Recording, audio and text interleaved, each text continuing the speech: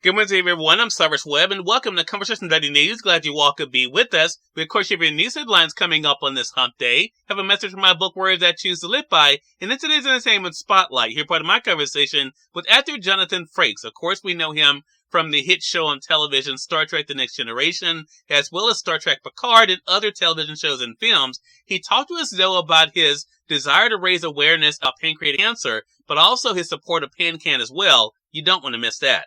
Enjoy today's broadcast. For Conversation Daily News, I'm Cyrus Webb with your Wednesday headlines. In national news, GMA fans congratulate Robin Roberts as she announces major career news, says Good Housekeeping.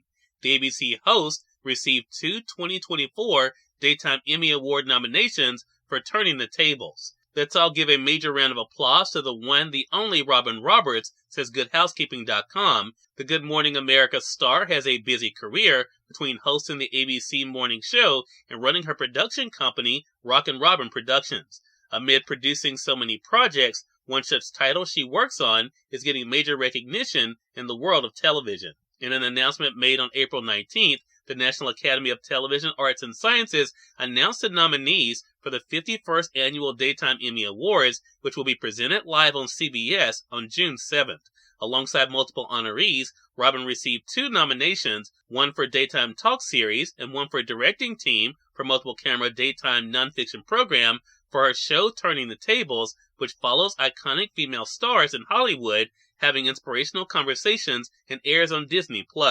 Shortly after the news came out, Robin went on Instagram to express her gratitude for the career achievement. So proud of the entire team for our 2 Emmy nominations for this series, she wrote.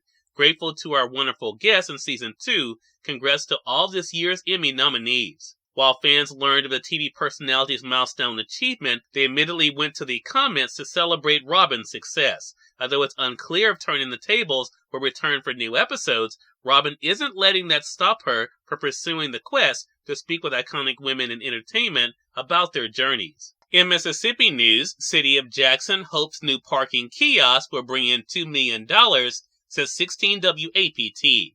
Starting this week, about 800 parking meters will be replaced with new kiosk parking systems in downtown Jackson. SP Plus will install the new kiosks throughout the downtown area. The rate will be $1 an hour for starters. Drivers can pay with cash, card, or an app and enter their license plate number. This modernized system will result in greater parking space availability and convenience for residents and visitors to Jackson, Mayor Lumumba said.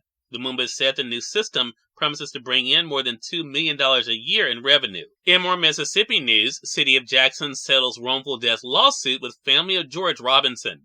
The City of Jackson has settled a wrongful death lawsuit with the family of George Robinson, who died in 2019 after an encounter with Jackson police officers. During a meeting Tuesday, the city council unanimously approved paying Robinson's family more than $17,000. Robinson's family said the 61-year-old died 2 days after witnesses said officers struck him with a flashlight and body slammed him in January 2019.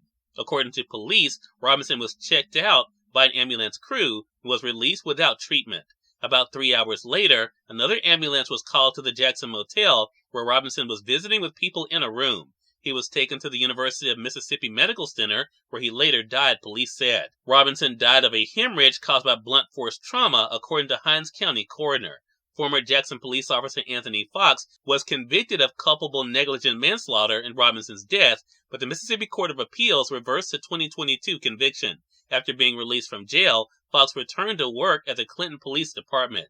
2 other JPD officers were found not guilty in the case. In more national news, Pentagon set to send $1 billion in new military aid to Ukraine once bill clears Senate and Biden. The Pentagon is poised to send $1 billion in new military aid to Ukraine, U.S. officials said Tuesday, as the Senate moved ahead on long-awaited legislation to fund the weapons Kyiv desperately needs to stall gains being made by Russian forces in the war. The decision comes after months of frustration as bitterly divided members of Congress deadlocked over the funding, forcing House Speaker Mike Johnson to cobble together a bipartisan coalition to pass the bill. The $95 billion foreign aid package includes billions for Israel and Taiwan, passed the House on Saturday, and the Senate approval was expected today. Votes are the result of weeks of high-voltage debate, including threats from Johnson's hard-right faction to oust him as Speaker. About $61 billion of the aid is for Ukraine. And finally, in business news, Wall Street rallies again to erase more of April's losses. U.S. stocks rallied for a second straight day Tuesday to blunt the blow of what's been a rough April, says the Associated Press. The S&P 500 climbed 1.2% and pulled further out of the hole created by a six-day losing streak. The Dow Jones Industrial Average rose 263 points, or 0.7%, and the Nasdaq Composite jumped 1.6%. A weaker-than-expected report on U.S. business activity helped support the market, which remains in an awkward phase. Cyrus Webb, Conversations Daily News. It's time for a message from my book, Words I Choose to Live By. Enjoy. Good Wednesday, everyone. I'm Cyrus Webb, and welcome to Words I Choose to Live By. Here's your wake-up call. When you're talked about, beaten up, disgraced, and thinking you can't take any more of the world's abuse, keep on pushing forward. Do not give up.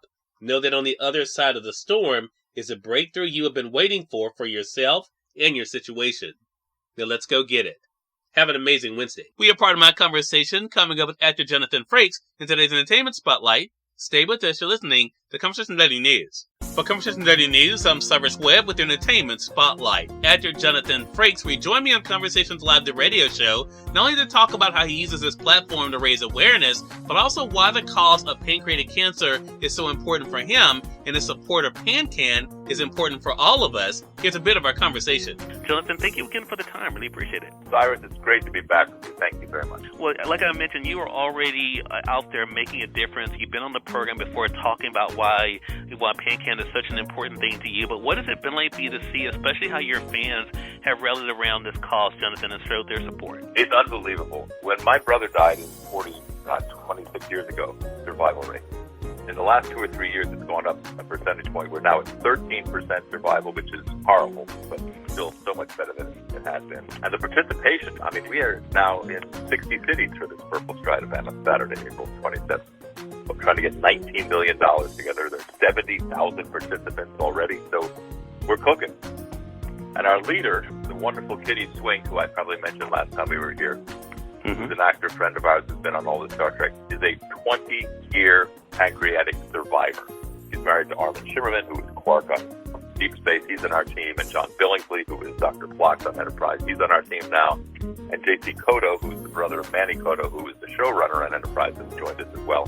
And if you want to help us out, you go to purplestride.org/Team Trek. And you can just raise the awareness or throw a little something at it. But it's an important time because the problem with this cancer, not only is it the second deadliest of all the cancers, is that there's no easy marker. There's nothing in a blood test yet that we can simply point to. People with prediabetes are sometimes inclined, and weight gain, and back pain, but those are indicators of other things as well. So the money is really going for the research and going to the doctors that know more about it. And perhaps most importantly, if you are suffering with it, or if you have a family or friend who is, I would go to pancan.org. The support's there. Cyrus Webb, Conversations Daily News. We thank you all for tuning in to this edition of Conversations Daily News. I'll be back to go on tomorrow with more news, a message from my book, Words I Choose to Live By, and of course your Entertainment Spotlight. Until then, I'm your host, Cyrus Webb, saying as always, enjoy your day, enjoy your life, enjoy your world. Thank you all for choosing Conversations Daily News today. Let us go make today amazing. Take care.